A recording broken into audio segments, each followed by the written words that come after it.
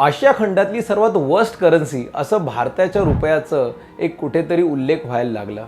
90-91च्या आसपास आता रुपया ट्रेड होतोय. ह्याचं डिप्रिसिएशन जेवढं नाही झालंय त्यापेक्षा जास्त चर्चा होते आणि ह्या चर्चेला फारसा अर्थ नाही आहे. हे आपण समजून घेऊया का असं आहे.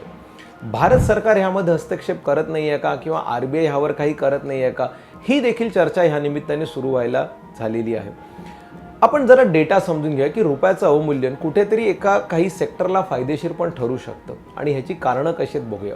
काही महिन्यांपूर्वी डोनाल्ड ट्रम्प यांनी आपल्यावर अतिरिक्त 25% टॅरिफ लावला. म्हणजे थोडक्यात आज आपल्याला टॅरिफ अमेरिकेला पाठवणाऱ्या माल आणि सर्व्हिसवर हा 50%च्या आसपास आहे. म्हणजेच ह्याचं नुकसान कोणाला होतं आहे, तर भारतातल्या निर्यात करणाऱ्या कंपन्यांना, उद्योगधंद्यांना होतं आहे.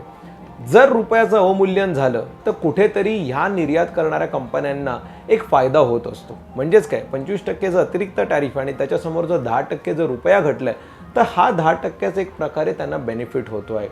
याचा दुसरा भाग असा असतो ना की भारताचं रुपयाचं घटणं म्हणजे भारताचा माल स्वस्त होणं, म्हणजे आपलं प्रोडक्ट किंवा आपली सर्व्हिस ग्लोबल मार्केटमध्ये कॉम्पिटिटिव्ह होत असते.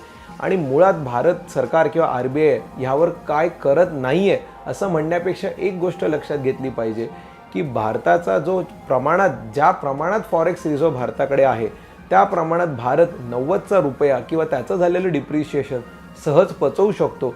कारण आजच्या डेटला भारताला आपल्या उद्योगधंद्यांना वाचवणं आणि त्यांची ग्रोथ होणं हे देखील तेवढंच गरजेचं आहे.